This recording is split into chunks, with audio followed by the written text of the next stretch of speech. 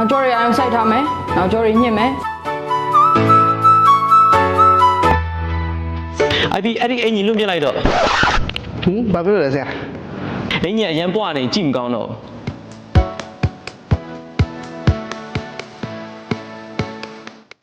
တခါကပတ်ဝယ်တော့ငါဒီကအကြီးဆုံးအပေါက်တောင်မှကျက်လို့ထိုင်လိုက်ချင်းတင်းပြီးတော့ကပတ်ကောင်တော့ပြတ်ထွက်သွား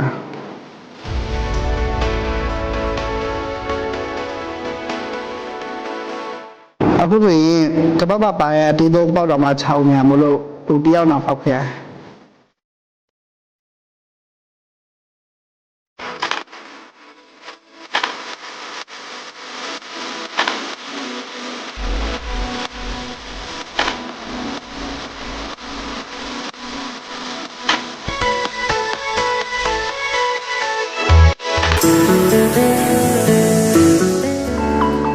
ပိန်သွားတော့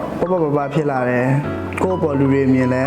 ပိန်တာနဲ့ဝါတာပေါ်မူတည်ပြီးမှဝဲချဆက်ဆံတာကိုတွေ့ခဲ့ရတယ်အရင်ဝါတော့ကလူကြားရဲတွားလို့ရှင်ကိုဝါရဲဆိုပြီးမှလူတွေကြည့်နေရလို့ထင်ရလို့လည်းမရှိခဲ့ဘူးအခုပိန်သွားတဲ့အချိန်ကျတော့လူကြားရဲတော့ချင်းလူလည်းပပဖြစ်လာတယ်ဒီကြတော့ဖတ်တီလို့ခုံခံရတော့ဘူး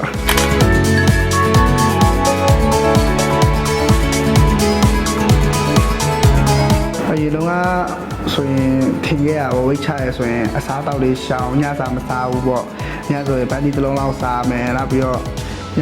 မစားတော့ဘူးစားဖြတ်ပြီးမှအဲ့ချိန်လည်းမမှန်ခဲ့ဘူးလေနော်အဲ့ချိန်ကျတော့အဲ့လိုဆိုဝိတ်ချမယ်လို့ထင်ခဲ့ရလေအခု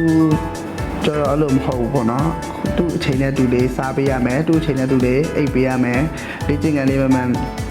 ကန်လေးပေါ့နော်သူ့အချိန်နဲ့သူလေးလုပ်ပေးလို့ရှိရင်ဝိတ်ချနေတာကိုတီးခဲ့ရပေါ့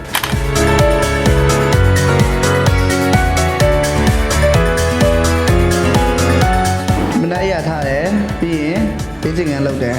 လေ့ကျင့်ခန်းလုပ်ပြီးရင်မနက်စာစားတယ်မနက်စာစားပြီးတော့နေ့ခင်းဆိုရင်လှုပ်ရှားလေးနေရယ်နောက်ပြီးတော့ညနေပိုင်းဆိုရင်လေ့ကျင့်ခန်းတစ်ခါပြန်လုပ်တယ်ပြီးရင်ညနေစာစားတယ်ညနေစာစားပြီးတော့ညပိုင်းဆိုရင်လမ်းလေးပိုင်းနည်းနည်းပွားရှောက်တယ်ရှောက်ပြီးတော့ညအိတ်တယ်အဲ့လိုလေးပဲဝေးကြပါတကယ်ချင်းပေါင်းတင်းနေများတဲ့အတွက်ကြောင့်မို့တချို့နေ့ဆိုရင်တောက်ဖြစ်စားဖြစ်တယ်ပေါ့အဲ့လိုဆိုရင်တိုင်းရည်တွေလည်းပြတ်ခဲ့တယ်ဒါပေမဲ့အခွင့်အရေးရသလိုပြန်လုပ်ခဲ့တဲ့အတွက်ကြောင့်မို့လို့အခုလိုပိန်ခဲ့တာပေါ့အဓိကပြောချင်တဲ့အချက်ကတော့ပြတ်တာအရေးမကြီးပါဘူးပြန်လုပ်တဲ့အချင်းရှိဖို့ပဲလိုတာပါ